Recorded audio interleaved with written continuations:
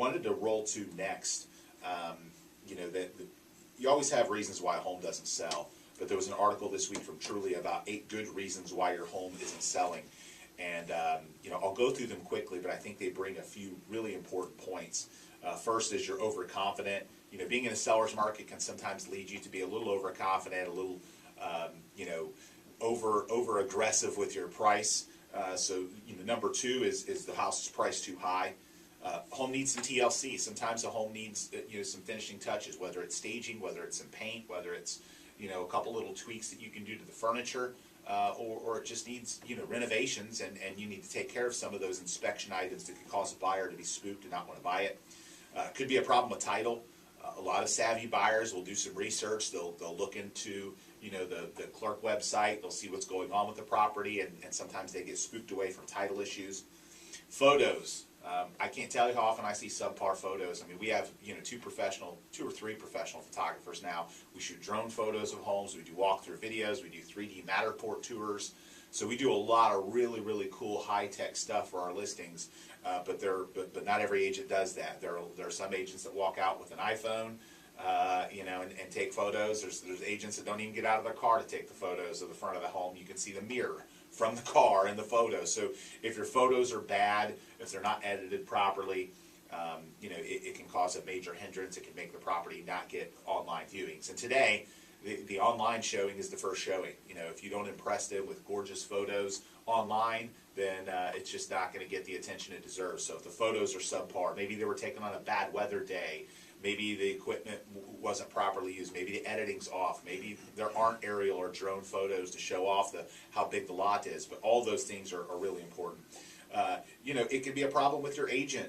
You know, you could have an agent that doesn't do a lot of business, that's inexperienced. We know that in the business today, you get a lot of agents that are inexperienced getting into the listing business. All of our agents start off as buyer agents, and we train and coach them. There's, you know, thousands of hours that goes into training and coaching our agents to work with customers, but not every company offers that. And sometimes, you know, it can be an agent that doesn't understand how to market the property, isn't spending the right dollars, you know, isn't I think that's the key right now, especially, yeah. I think in the, I mean, would you agree the lower end, I guess, is not having a problem selling? Not as much. Yeah. I mean, I can't say it's not at all.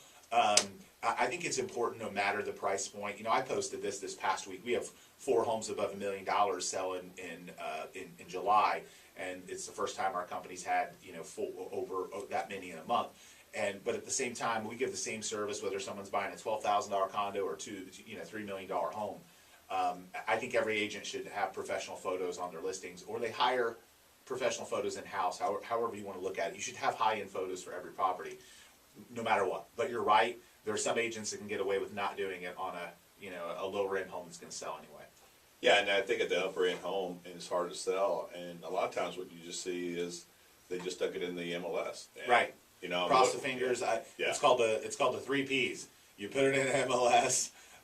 You know, you put some photos up and you pray. You know, I mean, that's really it. But the other one, you know, so the photos are super important. We shoot video, not just photos, but we have a DJI Osmo camera, which is it's a stabilized camera that you can walk through a home, and literally it's like a smooth walking video tour of the home. You know, with a you know, kind of a little thing that keeps it from looking bouncy, where the camera's moving around a bunch. So, I've seen those videos. It makes your houses very easy to insure when. Correct. When the videos make a big difference, and it allows people to see the floor plan. It really allows anyone anywhere in the world. You know, it's why we sell a lot of homes to people outside the country, is because they can really see it, you know, from anywhere. But another one. So the photos, the videos, all those things are really important. The house smells bad. Believe it or not, it has an impact. I can't tell you how many times I walk into a gorgeous house and it smells like dog. I mean, it just. And you know, I love dog owners are so used to the smell, they don't even smell correct. The dog. Or it smells like they smoke in a house, you know, and they don't notice it because they smoke and they can't tell. But yeah, it makes a big difference. It turns people off. People think, oh man, it's going to be hard to get rid of that smell. It turns them off emotionally. And as much as we want to make real estate about finance and business and all these types of things, it's emotion. It is an emotional attachment someone has with a home, and if it smells bad, there's going to be a disconnect there. And then lastly, your appliances are old. I think the appliances send the message that the rest of the home is old too. If someone looks at the appliances being old, they have to figure, oh, I'm going to end up replacing them, or it's going to cost me extra money, or if they're not upgrading their appliances, what else did they not upgrade?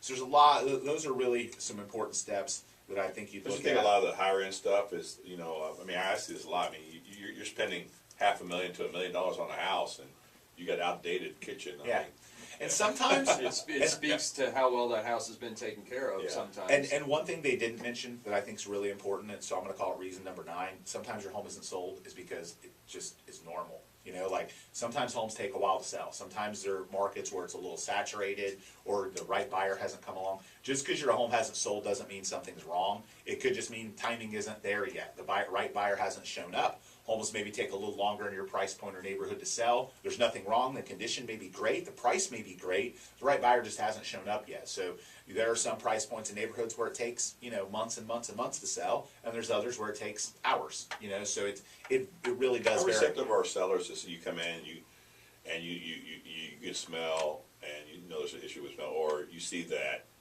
you know, some of the stuff is outdated. I think it's and tough. how receptive are they to take care of that stuff? Every ahead of time? person's different. Yeah. Every person's different, but I think there's no question that, you know, our goal is to get their home sold for the most money possible in the most convenient time frame for them, so they understand, you know, if we're giving them that advice, we're giving it from a good place. We're not attacking their stuff. We're telling them, hey, look, these are the things that you have to do. And every once in a while, you get a crazy that doesn't want to listen, that wants to argue that their, you know, NASCAR porcelain collection is the greatest thing since sliced bread and it needs to stay up on the wall, or, you know, so, you know, every once in a while you have some of those NASCAR funny ones, you know. So, but nonetheless, usually it's coming from a really good place. And so those are some great tips. We'll make sure to put this video up on our Facebook fan page, which is facebook.com/The Duncan Duo Show, about some good reasons why your home may not be selling. But it's not always thought to panic. If your home hasn't sold, it doesn't necessarily mean that something's wrong. A lot of times it just means that you're doing all the right things, the right buyer just hasn't shown up yet.